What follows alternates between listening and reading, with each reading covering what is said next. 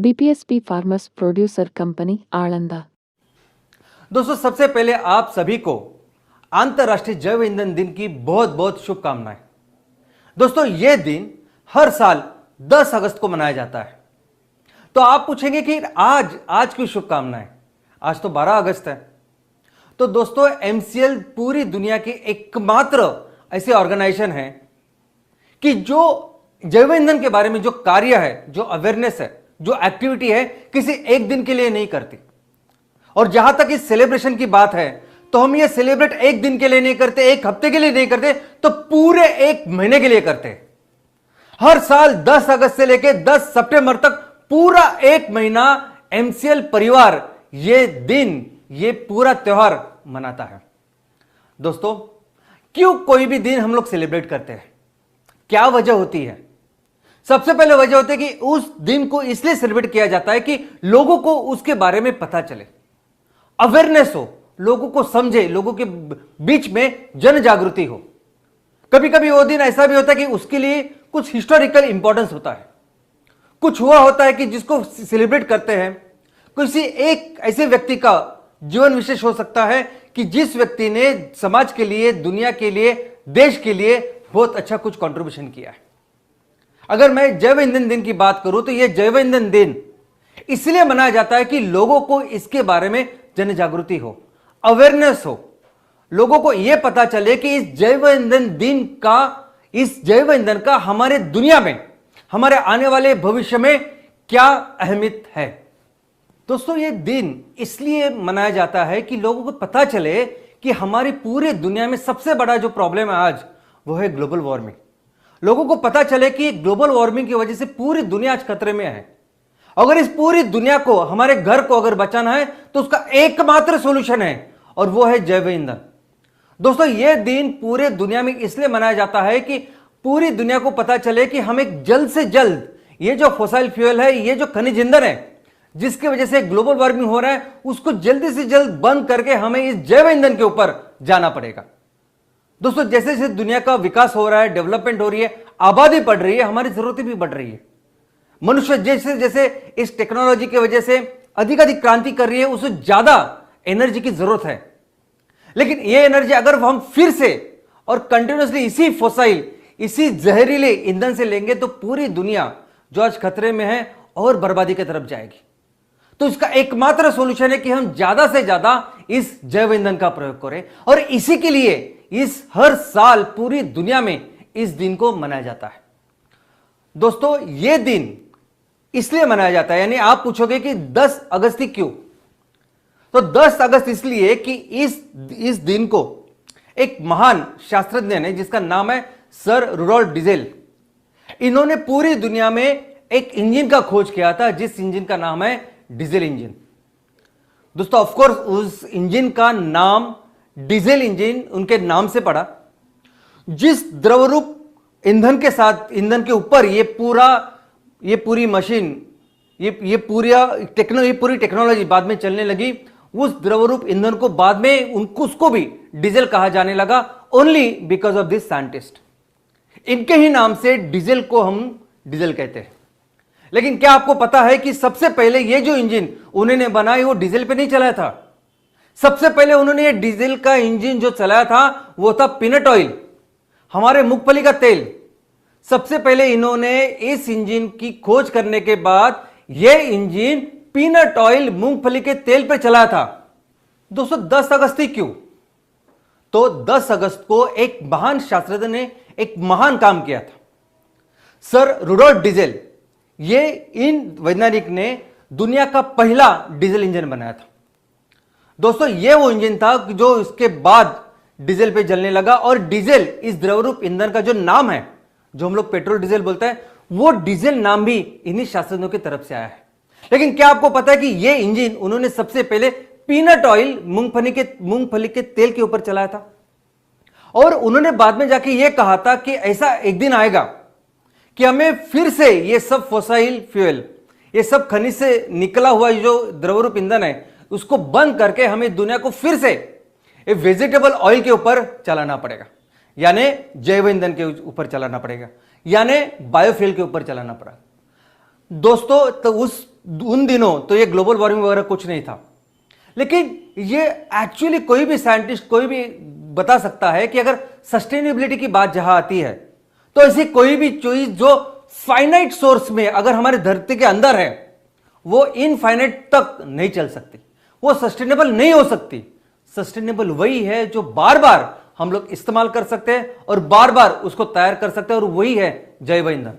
और वही कहा था हमारे इन शास्त्रज्ञों ने। तो इन शास्त्रज्ञों ने इस जैव ईंधन का उपयोग जब जिस दिन किया था पहली बार, वो दिन था 10 अगस्त 1893, और इसी कारण इस 10 अगस्त को पूरी दुनिया में जागतिक जैव ईंधन दिन के नाम से हम लोग मनाते हैं। हमारे देश में की अगर बात करें तो हमारे देश में भी 2015 से हमारी ministry of petroleum and natural gas जो है वो इसको मनाती है। इनफैक्ट सिर्फ मनाती नहीं तो हमारे देश में 100 अलग अलग शहरों में जैव ईंधन के प्रति पूरा अभियान चलता है, और हम लोग कोशिश कर रहे हैं कि किस तरह से हम अपने इस फोसिल फ्यूल को छोड़ कैसे जैव ईंधन की तरफ जाए और कैसे अपने देश को आत्मनिर्भर बनाए। दोस्तों, पूरी दुनिया की अगर बात करें तो पूरी दुनिया में कई सारे ऑर्गेनाइजेशन हैं जो इस जागतिक जैव ईंधन दिन को मनाते हैं। इस जागतिक जैव ईंधन दिन के बारे में लोगों के बीच में जन जागृति करते हैं, कोशिश करते हैं कि लोगों को इसके बारे में, इसकी अहमियत पता चले। बहुत बार अगर आप देखोगे तो कई सारी ऑयल कंपनीज है, कई सारी बाकी की कॉर्पोरेट कंपनीज है जो इस दिन को, जागतिक जैव ईंधन दिन को मनाती है। लेकिन किस तरह से मनाती है? तो अगर मैं कंपनियों की बात करूं तो कंपनियां अपने जो CSR एक्टिविटी होती है, ऑलमोस्ट हर देश में यह नियम है कि अगर आपकी कंपनी उस देश में काम कर रही है, आप मुनाफा कमा रहे हो, तो आपको उस मुनाफे का थोड़ा सा जो अंश है वो अपने देश के सोसाइटी के लिए, समाज के लिए, पर्यावरण के लिए उसका इस्तेमाल करना चाहिए। और इसीलिए दुनिया के सभी ऑर्गेनाइजेशन, दुनिया के सभी कंपनियां अपनी अपनी तरफ से ये जैव ईंधन का दिन भी एक CSR एक्टिविटी करके मनाते हैं। कई सारे NGO भी है जो इस दिन लोगों के बीच में जाके अवेयरनेस का काम करते हैं। लेकिन दोस्तों, इसका जो उद्देश्य है ये उससे काफी बढ़ के है। दोस्तों, उद्देश्य क्या है? क्यों हम लोग ये जैव ईंधन मनाते हैं? सिर्फ अवेयरनेस करने के लिए नहीं है। इसका एक्चुअल उद्देश्य है कि सभी लोग मिलके जल्दी से जल्दी हम लोग ये जहरीला जो ईंधन है उसको 100% रिप्लेस करें ऐसे ईंधन के साथ जो इस धरती का ख्याल रखे, जो इस पर्यावरण का ख्याल रखे, जो इस इकोसिस्टम में रहने वाले हर एक सजीव का, प्राणी मात्र का ख्याल रखे। और इस लक्ष्य के साथ, यही लक्ष्य रखकर हम हर साल पूरी दुनिया इस जैव ईंधन दिन को मनाती है। लेकिन अगर आप बोलेंगे कि हम मनाते तो है, हम अवेयरनेस क्रिएट कर रहे हैं, लेकिन एक्चुअली उस दिशा में क्या प्रयत्न हो रहे हैं, कितने लेवल पे हम लोग ये काम कर रहे हैं, तो आपको सुन के आश्चर्य होगा कि पूरा जो फ्यूल, पूरा जो ईंधन का इस्तेमाल हम लोग करते हैं। अभी तो चलो मैं सिर्फ एक क्रूड ऑयल की बात करता हूं, तो जितना क्रूड ऑयल हमें लगता है, जितना उससे ईंधन तैयार होता है, उस ईंधन के जितनी जरूरत है उससे 2% से भी कम, यानी ऑलमोस्ट 1.6 to 1.7% इतना ही ईंधन आज की तारीख में जैव ईंधन करके हम लोग इस्तेमाल कर रहे हैं। तो दोस्तों, आप समझ सकते हैं कि पूरी दुनिया में आज 95 to 99 मिलियन बैरल इतना फ्यूल, इतना क्रूड ऑयल हर दिन इस्तेमाल होता है। 99 मिलियन बैरल, इसका मतलब है 9 करोड़ 90 लाख बैरल हर दिन पूरी दुनिया में कंज्यूम होता है, इस्तेमाल होता है इस क्रूड ऑयल का। तो अगर हम लोग तुलना करें तो 9 करोड़ 90 लाख बैरल जो हर दिन लगते हैं, उसकी तुलना में हम लोग आज की तारीख में इस्तेमाल कर रहे 20 लाख बैरल से भी बहुत कम। और उसमें से भी अगर आप देखोगे तो 60 to 80%, नॉट 60, 80% जो इस जैव ईंधन का निर्माण और इस्तेमाल कर रहा है वो है अमेरिका और ब्राजील। अमेरिका और ब्राजील जहां बहुत बड़े बड़े फार्म्स हैं, बहुत बड़ी बड़ी उनकी खेती है, वहां वो उधर बायोफ्यूल का क्रॉप लेते हैं और वो बायो या जैव ईंधन का इस्तेमाल, जैव ईंधन को तैयार करके उसका इस्तेमाल करते हैं। और वहां काफी हद तक यहां लोग प्रमोट भी कर रहे हैं और एक अच्छी खासी सेक्टर या अच्छी खासी इंडस्ट्री वो बन चुका है। लेकिन इसके कंपैरिजन में अगर बाकी के देशों में अगर आप देखोगे तो इस जैव ईंधन का जो उपयोग है वो बहुत ही कम है दोस्तों। और इसमें तो मैंने कोल यानी कोयला कोयला उसको कंसिडर ही नहीं किया। यानी अगर मैं कहूं कि 2% से कम हम लोग जैव ईंधन को इस्तेमाल कर रहे हैं तो वो गलत है, क्योंकि हमने कोयला इस्तेमाल ही नहीं किया। आज भी इलेक्ट्रिसिटी में 55% से लेके 75% तक अलग अलग देशों में अलग अलग जगह अलग अलग लेवल पे कोयला इस्तेमाल होता है। और जहां तक इस ग्लोबल वार्मिंग की बात है तो सबसे बड़ा अगर कोई दुश्मन है इस धरती का, इस पर्यावरण का, तो वो है कोयला। सबसे ज्यादा ग्लोबल वार्मिंग, सबसे ज्यादा एमिशन, सबसे ज्यादा धुआं अगर किसी से निकलता है तो इस कोयले से निकलता है। और बहुत बड़ी मात्रा में सबसे ज्यादा उपयोग होने वाला फोसिल ईंधन, सॉलिड ईंधन अगर कुछ है तो वो है कोयला। और दोस्तों अगर इसको कंसिडर करें तो इसके कंपैरिजन में, इसकी तुलना में जैव ईंधन का उपयोग जो है वो ना के बराबर है। दोस्तों यही कारण है कि पिछले साल जब सभी अंतरराष्ट्रीय देशों की यूनाइटेड नेशंस में जो परिषद हुई, जिसे हम COP या कॉन्फ्रेंस ऑफ पार्टीज 26 कहते हैं, उस परिषद, ये परिषद 1 महीने तक चली।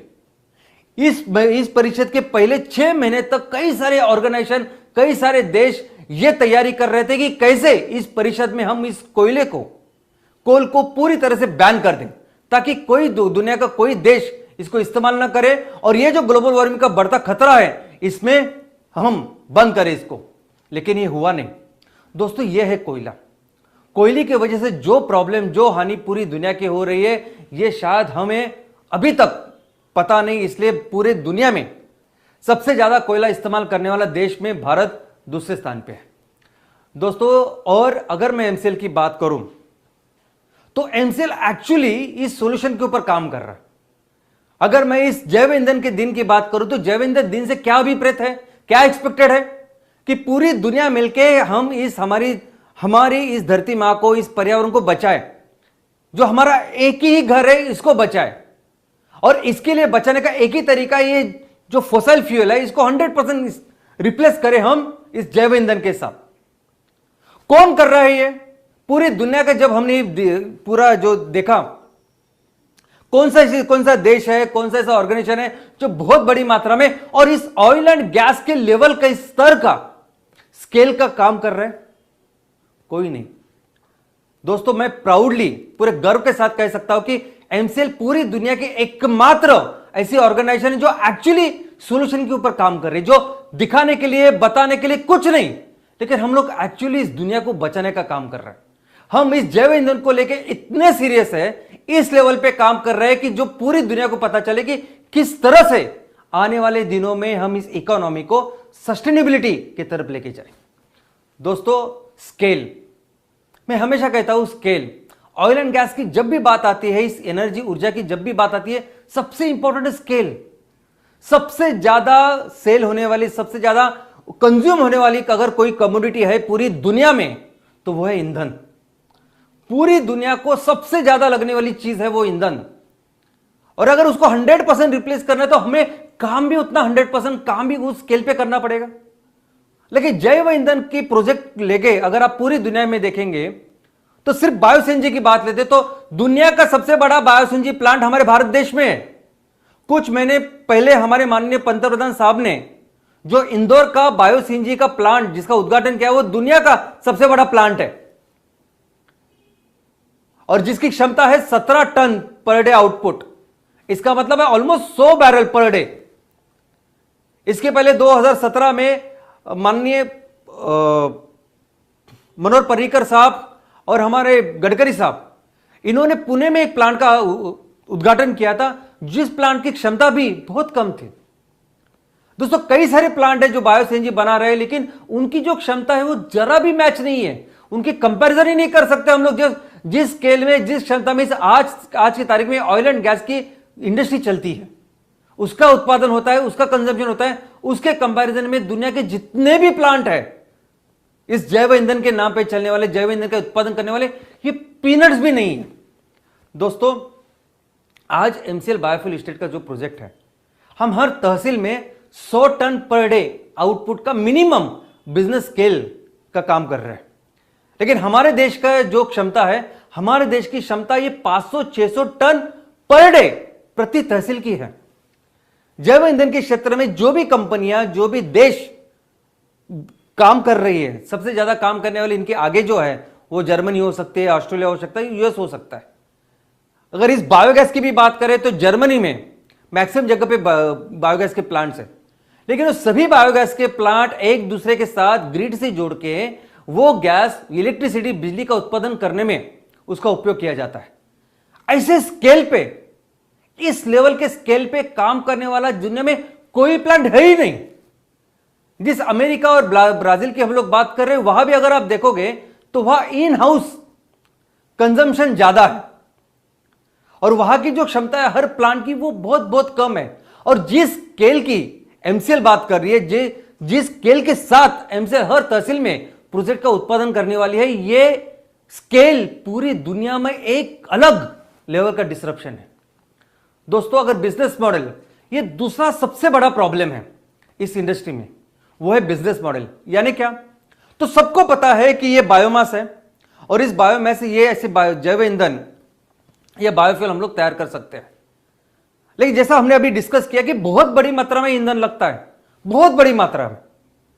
और अगर बायोमास से अगर जैव ईंधन की बात करें तो बायोमास में बहुत ज्यादा पानी होता है। आज गोबर गैस, गोवर्धन के नाम पे बायोसीएनजी के प्रोजेक्ट को बढ़ावा देने का काम हमारी मिनिस्ट्री कर रही है। अभी गोबर की अगर बात करें तो गोबर में तो 80% पानी होता है और एक जगह पे आपको इतना सारा गोबर मिले जिस गोबर को लेके फिर हम बायोसीएनजी बनाएं, ये बहुत ही कम है। अभी हम लोग रिसेंटली देख रहे हैं कि जहां जहां गौशाला का निर्माण हो रहा है, जहां जहां गौशाला है वहां लग के बायोगैस के यूनिट शुरू हो रहे हैं।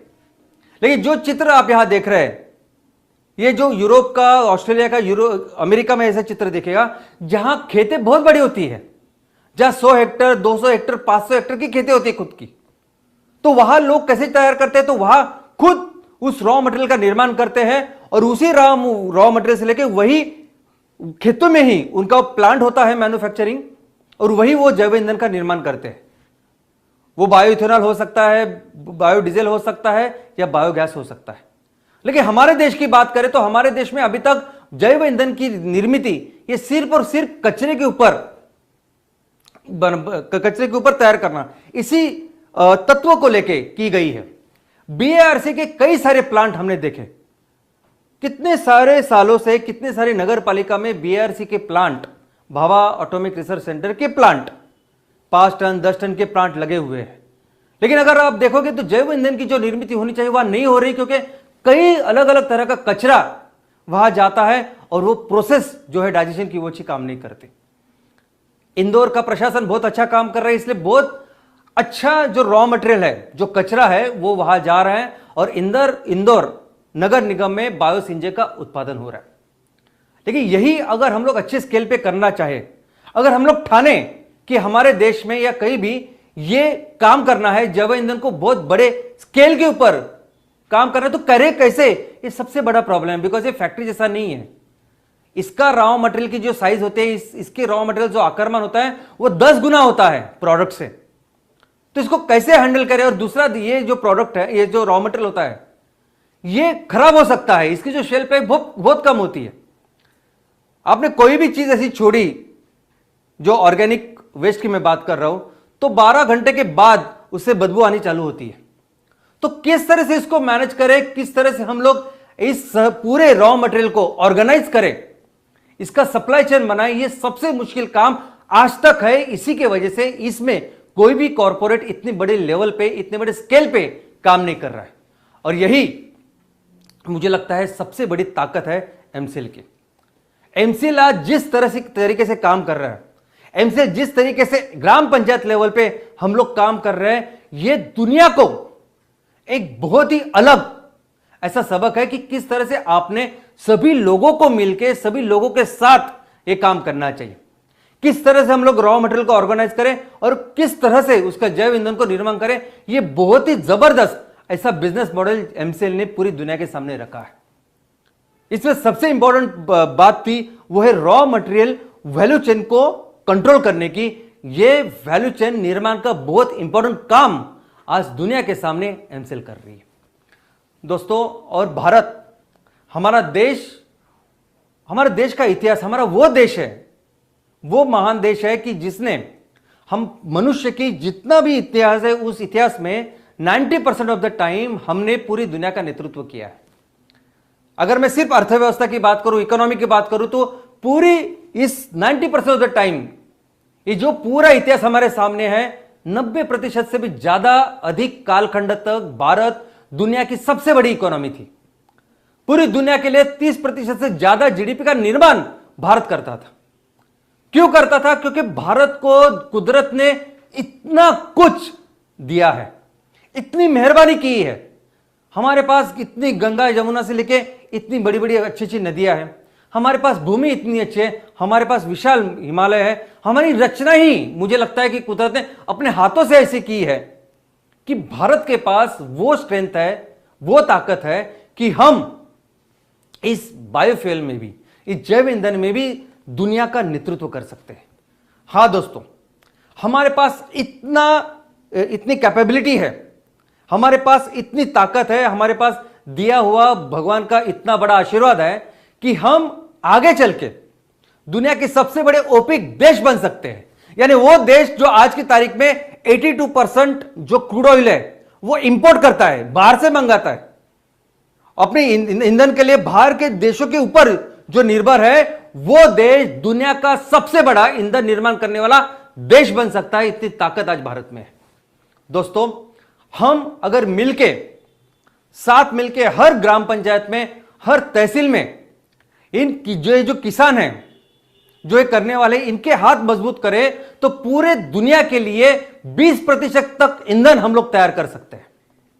आज भारत की जो जरूरत है वो पूरी दुनिया की जितनी जरूरत है उसकी 4 से 4.5% इतनी जरूरत है भारत को।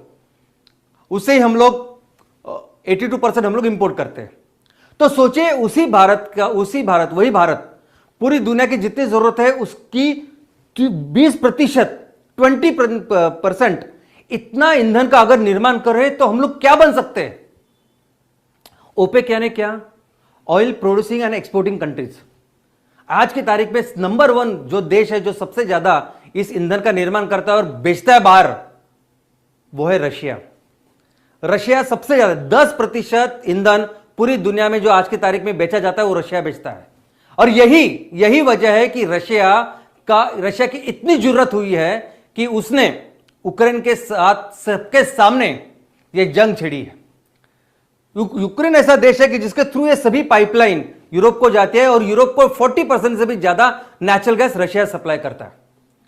तो किसी की हिम्मत नहीं है, क्योंकि अगर रशिया के खिलाफ अगर यूरोप राष्ट्र ने कुछ कहा तो पूरा नेचुरल गैस उनकी जो रिक्वायरमेंट वो बंद हो जाएगी। ये होता है ऑयल एंड गैस। तो सोचिए, ऐसे सिचुएशन में, ऐसे हालातों में अगर भारत देश दुनिया के लिए 20% ईंधन की निर्माण करे तो भारत देश को हम लोग कहां लेके जाएंगे दोस्तों? और ये जो ईंधन हम लोग बात कर रहे हैं, वो तो सभी जो ईंधन अभी तैयार कर रहे हैं, बेच रहे हो, कौन सा ईंधन है? तो वही धरती को जलाने वाला ईंधन है, वो ग्लोबल वार्मिंग तैयार करने वाला ईंधन है। जिस ईंधन की भारत बात कर रहा है, जिस ईंधन की हम लोग बात कर रहे हैं, वो है कार्बन निगेटिव, यानी धरती को बचाने वाला ईंधन। ये जो ईंधन है ना, इसे कार्बन पॉजिटिव बोलते हैं। ये ईंधन इस्तेमाल करने के बाद बहुत सारा धुआं, बहुत सारा एमिशन, ये गर्मी तैयार करने वाले गैसेज छोड़ते हैं।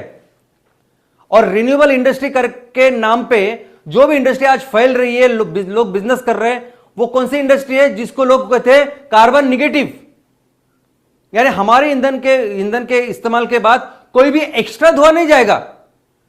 रिन्यूएबल के नाम पे ये बाकी की कंपनियां जो रिन्यूएबल सेक्टर जिसको एक्सपांड कर रही है, जिसमें बहुत सारी इन्वेस्टमेंट ला रही है, वो कौन से ईंधन का तैयार कर रही है? वो है कार्बन न्यूट्रल।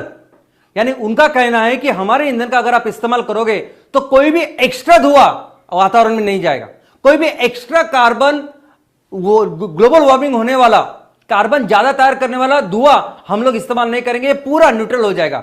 लेकिन हम जिस ईंधन की बात कर रहे हैं दोस्तों, वो ईंधन पूरी दुनिया को बचाने वाला ईंधन है।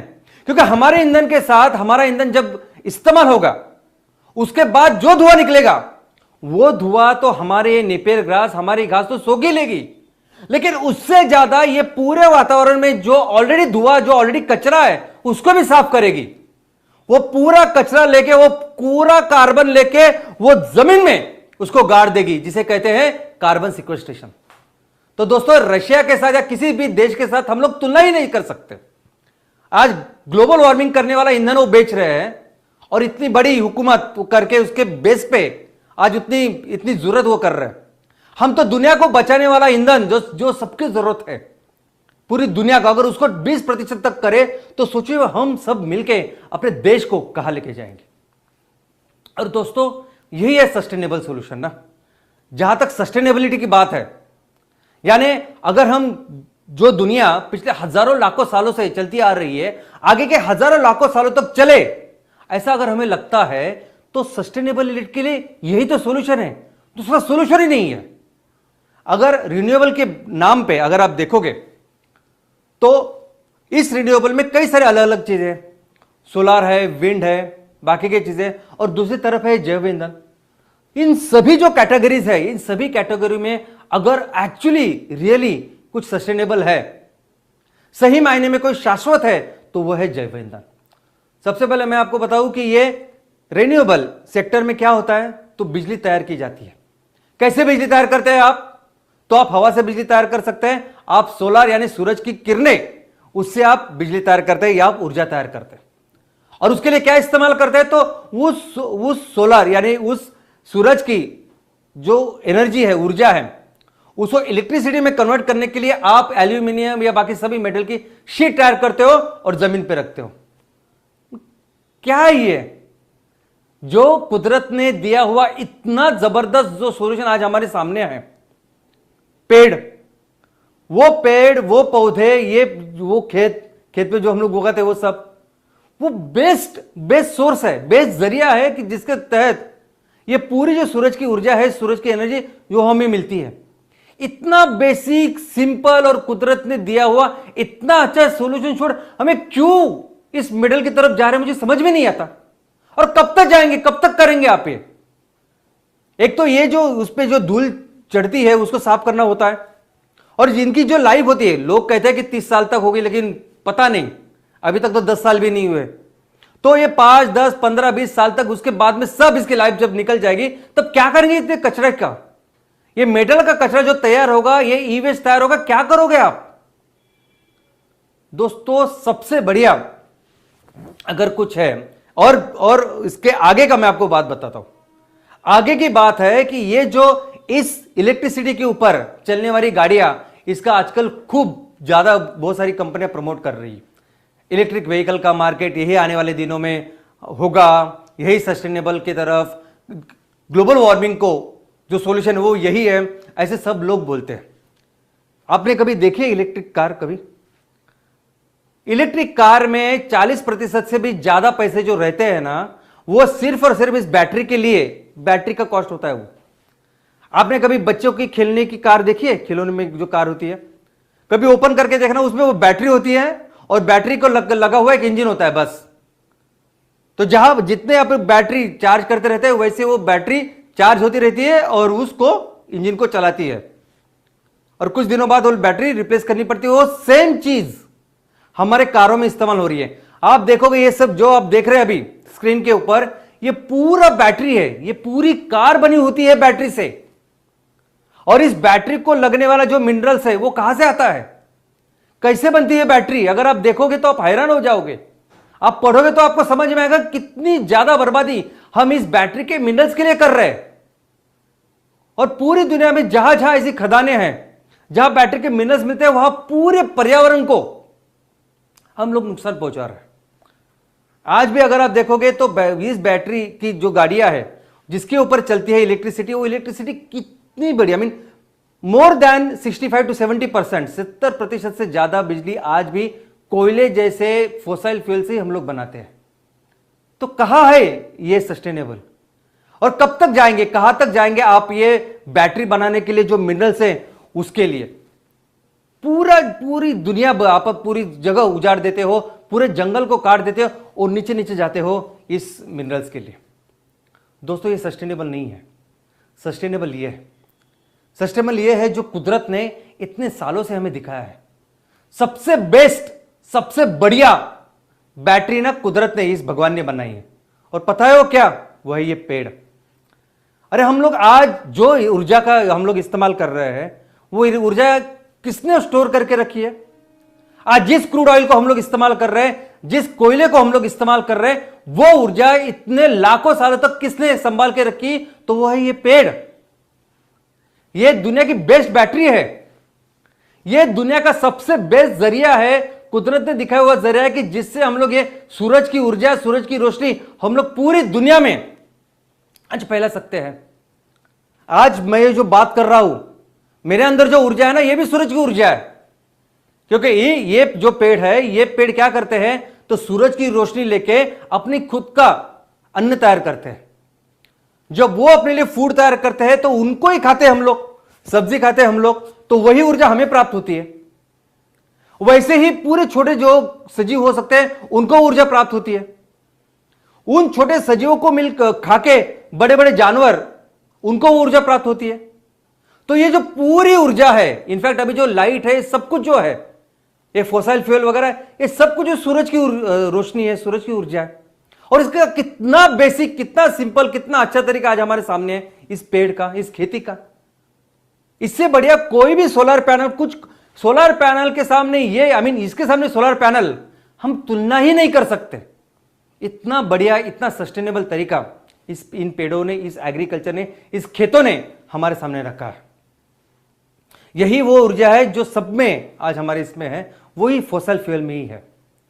और दोस्तों ये सबसे बेस्ट ऐसी बैटरी भी है दुनिया की, जो कई साल तक वैसे रह सकते, कई साल तक इस ऊर्जा को हम लोग इस्तेमाल कर सकते हैं। और सबसे अच्छी बात है ना, ये ड्रॉप इन फ्यूल्स है। ड्रॉप इन फ्यूल्स का मतलब समझते हैं आप?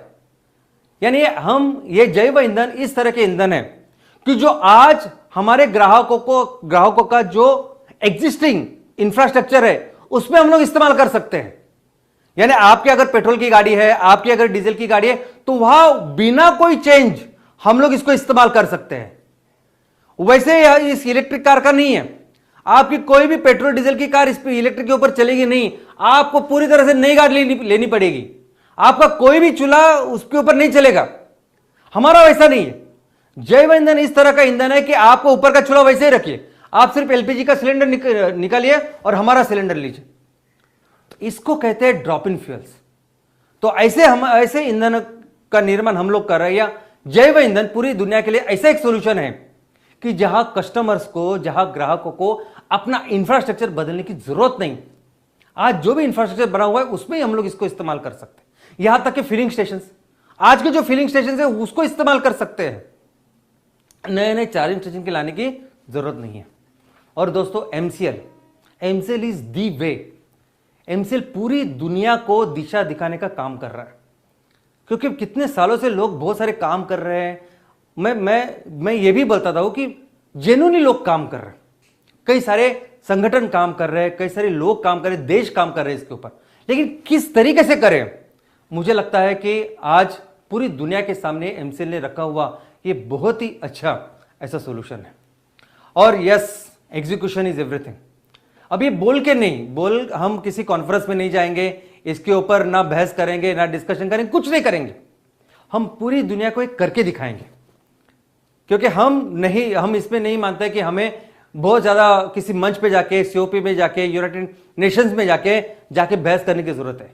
हमें लगता है कि हम पहले इसको करें, उस स्केल में करें, उस तरीके से करें जिस स्केल को दुनिया आज तक ढूंढ रही है, और उसके बाद फिर रखें कि यही रास्ता है। और हमें अगर जब देश को इस ईंधन में पूरी तरह से आत्मनिर्भर करना है, तो हमारे लिए यूनिट है ये तहसील। हमें पहले ही हर तहसील को इस ईंधन में, इस जैव ईंधन में पूरी तरह से सेल्फ सफिशिएंट करना है, स्वयं पूर्ण करना है। और हर तरह का ईंधन, यानी उस तहसील में जितना भी ट्रांसपोर्टेशन फ्यूल है, ईंधन है, वो सभी हम सीएनजी के ऊपर कन्वर्ट करेंगे, जो हमारे किसान बनाएंगे। पूरे कुकिंग के लिए आज घरों से लेके होटल तक जो भी एलपीजी का सिलेंडर इस्तेमाल होता है उसे 100% रिप्लेस करेंगे हम अपने इस जैव ईंधन के साथ। और उसी तरह से जहां जहां हीट की जरूरत होती है, वहां भी हम लोग इस जैव ईंधन का इस्तेमाल करेंगे, और हर तहसील को इस ईंधन में हम लोग स्वयं पूर्ण करेंगे। इसी ईंधन से हम लोग बिजली भी बनाएंगे। और इस तरह से जब हर तहसील को हम इस जैव ईंधन में स्वयं पूर्ण करेंगे, तो पूरा देश हमारा ईंधन में स्वयं पूर्ण होगा। लेकिन जैसा कि मैंने कहा कि हमारे देश में कुदरत ने इतना कुछ दिया है, इतनी ताकत हमारे पास है कि बाद में हम लोग सबसे ज्यादा एक्सपोर्ट करने वाला देश हम लोग बन सकते हैं। दोस्तों, हर तहसील की कैपेसिटी है 500-600 टन। और मैं पूरा, आप कोई भी दूसरी खेती नहीं करने की, सिर्फ ये करनी है, नेपियर ग्रासिंग करनी है, ऐसा मैं बिल्कुल नहीं बोल रहा हूं। जितनी भी आज अवेलेबिलिटी है हमारे पास, उस जमीन की अवेलेबिलिटी का सिर्फ 15 से 20%, मैक्सिमम 20% तक जमीन जो है, अगर हमने वहां ऊर्जा की खेती की, सिर्फ 20, मैक्सिमम 20% तक, तो हम लोग हर तहसील में 500 से 600 टन हर दिन का तैयार कर सकते हैं। यह हमारा कहना है। और बाकी की जगह जो रहता है, जो खाना बिना अनाज लगता है, वो लगेगा, वो होगा। दोस्तों, ये जो महीना है, हम कभी भी ऐसे बायोफ्यूल डे, जैव ईंधन दिन की बात नहीं करते, हम हमेशा इस महीने की बात करते हैं। हर साल ये 10 अगस्त से लेकर 10 सितंबर तक ये पूरा जो हमारे लिए एमसीएल बायोफ्यूल मंथ, एमसीएल जैव ईंधन महीना जो है, हमारे लिए बहुत बहुत बहुत स्पेशल होता है। पूरे साल भर हमेशा हमारा विजन और मिशन ये जैव ईंधन पर ही आधारित है, ऑफ कोर्स। लेकिन इस महीने में हम लोग पूरी अपनी जान लगाकर मैक्सिमम हमारे आउटपुट के लिए काम करते हैं। हमारी पूरी जो टीम है, हमारा जो पूरा परिवार है, एक होकर इस जैव ईंधन के ऊपर काम करता है। और इस महीने भी हमने, ये जो इस महीने की शुरुआत हुई, इस महीने भी हमने ऐसा ही कुछ लक्ष्य रखा है। और लक्ष्य क्या है? तो लक्ष्य है कि एक वो आदमी जिसके बलबूते पे, जिसके भरोसे पे हम अपने देश को दुनिया की सबसे बड़ी इकोनॉमी फिर से बनाने वाले हैं, फिर से अपने देश को सुजलाम सुफलाम बनाने वाले हैं। हम अपने देश को ना कि सिर्फ ईंधन में स्वयं पूर्ण करेंगे, लेकिन सबसे बड़े ईंधन के निर्माता और एक्सपोर्टर करके जगह तक लेके जाने वाले वो आदमी, वो व्यक्ति, वो हमारा राजा, किसान राजा, वो जो है, उसके लिए हम आज इस महीने में काम करने वाले हैं। हम देखेंगे कि जो विजन, जो मिशन हम लोग लेके चले हैं, वो विजन और मिशन, उसके पूरा अगर कर्विता कोई है, अगर उसका मेन पर्सन कोई है, तो वो है किसान। और इस महीने में हम इस किसान की जो चीज है वो बहुत बेहतर बनाने वाले हैं, क्योंकि बहुत सारे, आज लाखों किसानों ने हमें एक आशीर्वाद दिया है, लाखों किसानों ने हमारे ऊपर एक भरोसा रखा है। और इस भरोसे के ही उतर के, इस भरोसे के ऊपर खरा उतर के, इस भरोसे के लिए हम इस महीने से एक बहुत जबरदस्त काम इस किसानों के लिए कर रहे हैं। और दोस्तों, मैं आपको भरोसा दिलाता हूं कि जिस तरह से लोग आज एमसीएल परिवार में शामिल है, जिस मेहनत से, जिस लगन से आज वो काम कर रहे हैं, किसानों के लिए काम कर रहे हैं, हमारे लोगों के लिए काम कर रहे हैं, देश के लिए काम कर रहे हैं, बहुत जल्दी हम फिर से इस दुनिया का नेतृत्व करेंगे। बहुत जल्दी हम अपने देश को दुनिया की सबसे बड़ी अर्थव्यवस्था बनाएंगे। और जहां तक इस ईंधन की बात है, ये फोसाइल फ्यूल को 100% जैव ईंधन को तब्दील करने का जो बीड़ा है, वो भारत उठाएगा। भारत पूरी दुनिया का नेतृत्व करेगा और पूरी दुनिया के लिए जितना ईंधन लगता है, उसके 20% ईंधन भारत बनाएगा और दुनिया को देगा। और ये भारत, हमारा देश, दुनिया को फिर से सस्टेनेबिलिटी, शाश्वत विकास की राह पर लेके जाएगा। धन्यवाद।